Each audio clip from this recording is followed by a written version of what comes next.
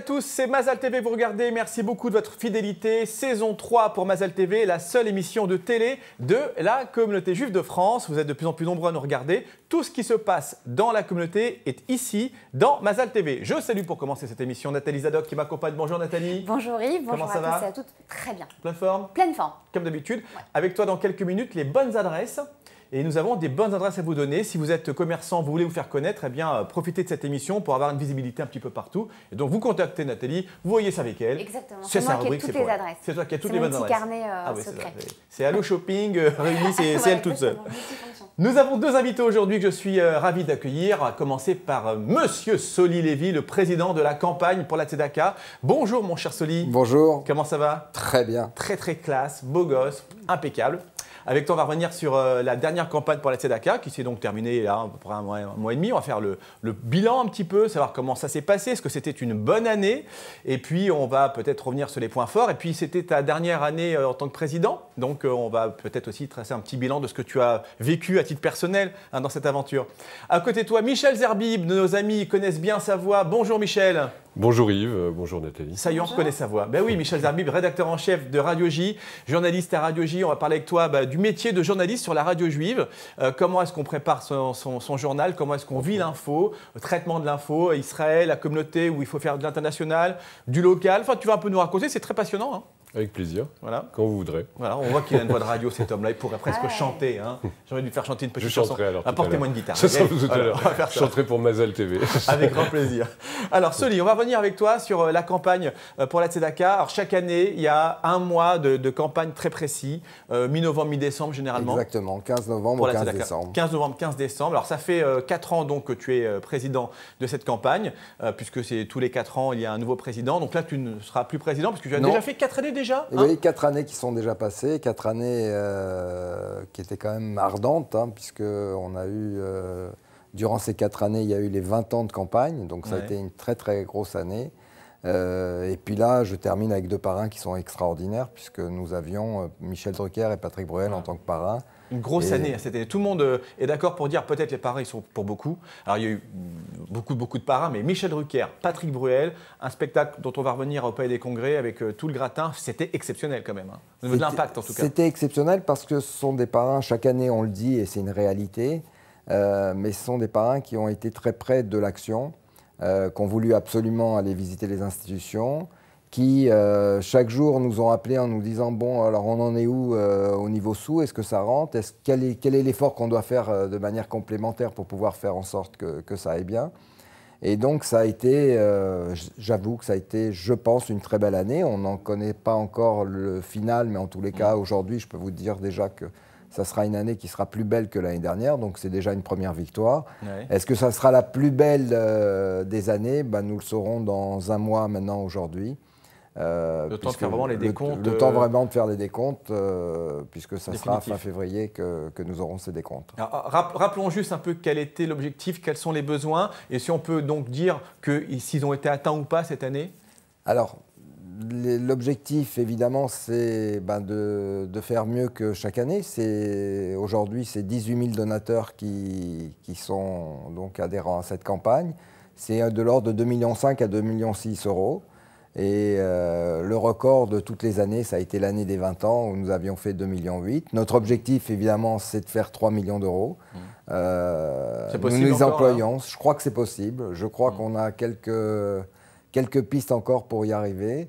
Et en tous les cas, à l'heure où je vous parle encore, nous sommes en contact tous les jours avec Patrick Bruel et Michel Drucker, qui ne se sont pas remis de ces événements. Ouais. Michel Drucker qui dit toutes les semaines chez qui je vais aller passer Shabbat. Ouais. On voit qu'il a vraiment vécu c'est une notion ça. Il y a peu de temps, il parlait à un journaliste et il a dit « j'ai vécu une expérience extraordinaire ».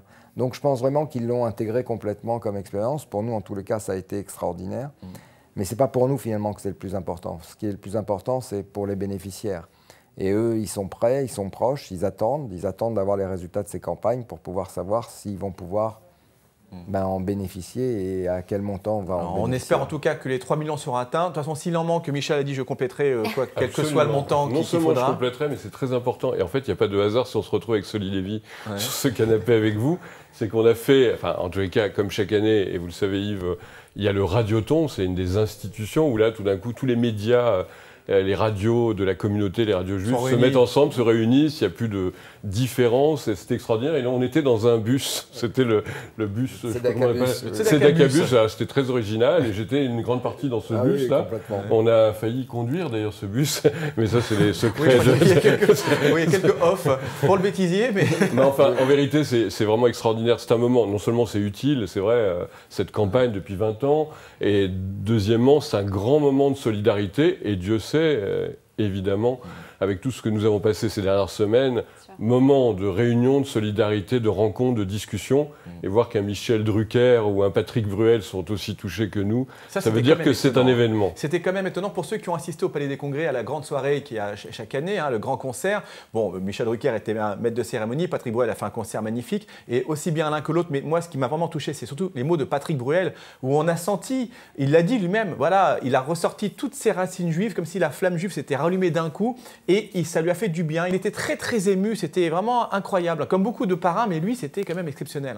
Tu as ressenti ça Tout à fait. Je pense qu'ils ont chacun ressenti au plus profond d'eux-mêmes cette opération, et ils ont véritablement voulu montrer le fait de ressentir. Je pense qu'ils n'ont jamais vraiment quitté la communauté.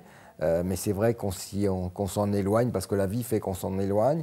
Et là, ils se sont retrempés complètement dans cette communauté qui leur rend bien, parce que je crois qu'elle les aime, et c'est la première chose qu'ils sont aperçus. Ils ont eu un accueil extraordinaire. Et je pense que ça, en tout cas, ça leur a changé incontestablement leur façon de voir les choses. Qu'est-ce qui t'a marqué, toi, je veux dire, dans les 4 années où tu étais à la tête de cette campagne, ou cette année qui était également très forte, est-ce qu'il y a vraiment un ou deux moments forts d'émotion que tu retiens? Alors, il y en a plein, parce que lorsqu'on est sur le terrain, on va voir les associations, les bénéficiaires, et c'est sûr que c'est à chaque fois quelque chose qui touche beaucoup, mais un ou deux moments particuliers? Ce qui m'a marqué, c'est... À part la présence dans le bus avec Michel Zerbib. Avec Michel, qui est vraiment important. Qui est le moment, mais à part celui-ci. Voilà. Je vais vous dire la réalité. La première année, le premier jour où j'ai attaqué la campagne, c'était donc le 14 novembre, il y a 4 ans. On m'a appelé un samedi soir et on m'a dit, c'était Sandrine Seban, que vous connaissez bien, qui m'a dit « Soli, je suis près du Berkeley, donc avenue des Champs-Élysées. Et là, je viens de voir une chose extraordinaire, une dame qui était en train de lire un bouquin. Je me rapproche d'elle, et c'était une dame qui était évidemment SDF, entre guillemets, et je me rapproche d'elle et je m'aperçois qu'elle n'a pas une bouteille de vin, mais qu'elle a une bouteille de jus de raisin. Et cette dame, elle était en train de faire sa prière. C'est une dame qui est SDF et dont la vie a été faite qu'elle est partie en Israël et elle est revenue parce que ses parents étaient très malades, ils sont décédés, n'ayant plus d'argent, ne pouvant plus travailler. Elle s'est retrouvée à la rue, c'est le cas de le dire. Et j'avoue que quand on commence un combat comme ça, avec ça, on en prend plein la figure. Ça marque évidemment. Et ma grande déception, c'est de dire que cette dame, encore à aujourd'hui, elle est toujours devant le Berkeley. Malgré tout ce que nous avons pu faire pour elle, malgré tous les moyens que nous avons mis en place pour essayer de l'en sortir. Mais pour pouvoir en sortir, il y a deux choses. Il y a d'une part les moyens qu'on y met, d'autre part la volonté de chacun de pouvoir s'en sortir. Alors, cette anecdote, c'est de dire qu'évidemment, on a plein, et je vous passe toutes les autres descriptions, c'est de nous rappeler tous les jours que tout ce qu'on fait, c'est bien, mais qu'on n'a jamais terminé. Et si j'en parle, c'est de dire que ces 4 années, en réalité, elles ont été traversées par par cette ambiguïté de dire on essaye de faire plein de choses et on s'y met, on travaille tous les jours, matin, midi, soir, on est à la radio, on est interviewé par notre ami Michel, évidemment. Donc le combat continue vraiment. Mais le combat tout continue, le temps, ne s'arrête jamais. On continue de donner. Donc en on tout a cas. des joies, mais on a aussi des tristesses. Voilà, c'est essentiellement ça qui m'aura marqué incontestablement. Alors tu parlais de Michel de Zerbib, donc il est avec nous. Hein, on va également parler un petit peu avec toi, Michel, et on rappellera avant la fin de l'émission également les coordonnées, parce qu'on peut toujours donner toute l'année. Hein, la campagne, c'est toute l'année. UGF TEDACA, 39 rue Broca, à Broca, Paris dans le 5e. Donc c'est pas que ce mois ici, évidemment. Michel, donc vous vous connaissez déjà, parce que j'aime bien faire les présentations. Tu es à Radio J, toi, depuis toujours. Hein, depuis combien de temps tu es sur Pas depuis toujours, mais bon, je suis à l'origine de la création de, puisqu'on devait parler un petit peu de l'information. Radio J, c'est surtout une radio d'information, comme tu le sais. Ça fait 20 ans et on a créé un petit peu cette rédaction d'information. On essaye, avec nos moyens, d'être une radio toujours dans l'information. Hélas, on le sait, c'est pas de l'information purement folklorique, ça aurait été merveilleux et culturel, ça aurait été extraordinaire. C'est aussi de l'information lourde, forte. Ces dernières semaines nous l'ont montré. Donc c'est vrai qu'on essaie de jouer notre rôle et qui, des fois, a un rôle extrêmement prégnant et parfois utile, je l'espère, en tous les cas, sur Radio J. C'est vrai que malheureusement, on a vu la montée de ce qui s'est enraciné un petit peu dans la société française, d'un antisémitisme menaçant et même meurtrier. Ces dernières années, on l'a dénoncé, non pas, ce que je disais toujours, c'est pas parce qu'on est meilleur journaliste ou plus intelligent que les autres, mais hélas, parce qu'on est souvent sur le terrain, on connaît la réalité, parce qu'on est vraiment dedans. On est immergé, on connaît la communauté, mais on connaît aussi le reste de la société française. Et on a vu ce mouvement monter, donc on a pu en effet alerter autant que faire se pouvait les autorités avec nos émissions politiques.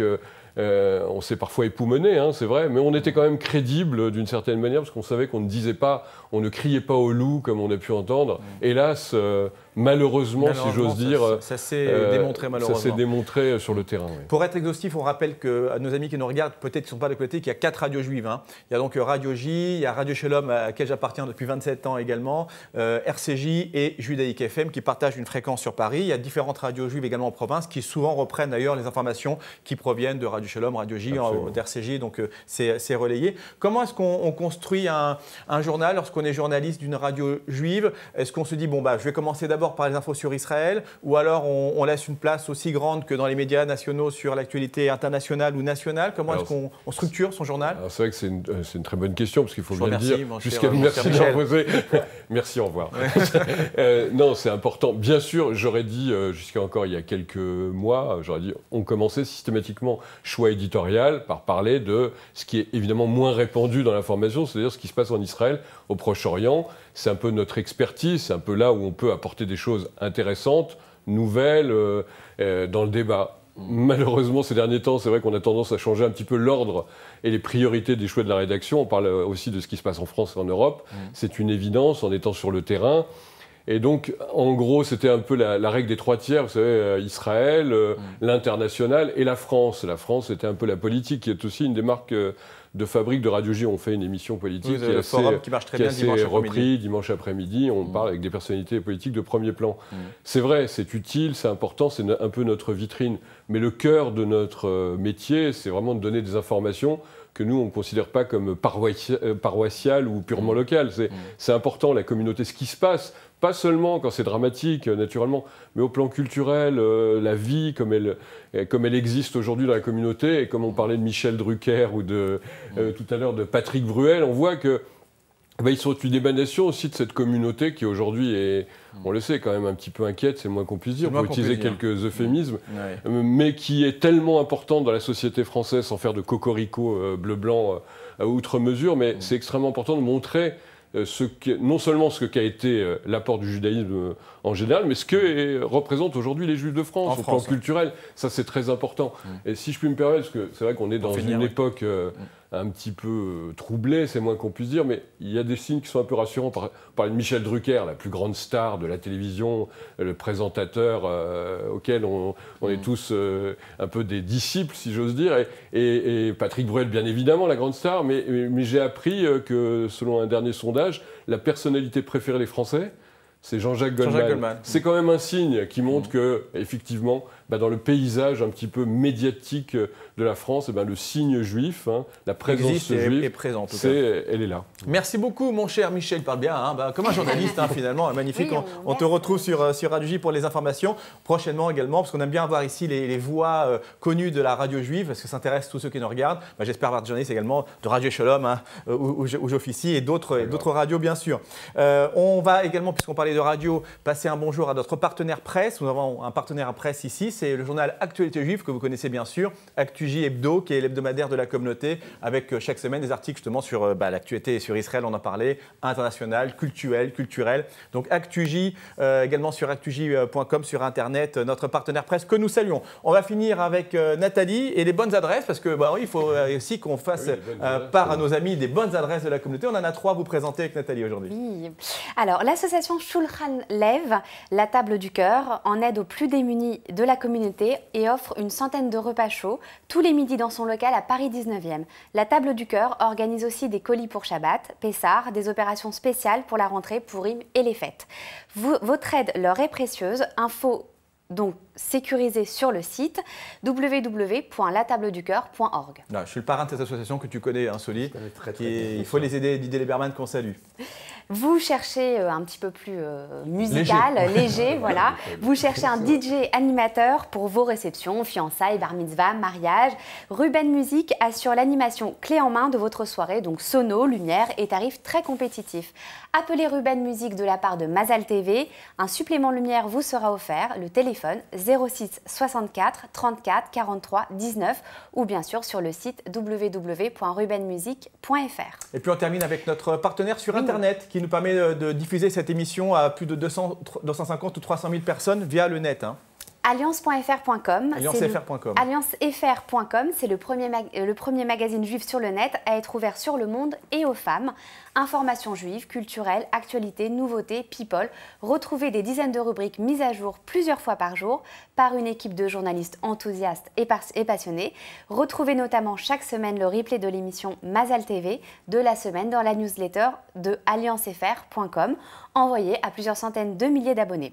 Rendez-vous donc tout de suite sur le site www.alliancefr.com. On y va sur ce site et puis on va sur mazaltv.fr pour revoir cette émission, connaître les horaires, les canaux de diffusion à la télévision et bien sûr tous nos rendez-vous habituels. Merci beaucoup Nathalie. Merci Soli, merci Michel. On vous retrouve à Radio J pour les infos et puis prochainement Soli pour la Tzedaka bien sûr, 39 rue Brocard, Paris dans le 5e. On continue de donner, ça ne s'arrête pas. Merci beaucoup. Rendez-vous la semaine prochaine pour un autre Mazal TV, la seule émission de télé de la communauté juive de France. Portez-vous bien. À bientôt. Salut.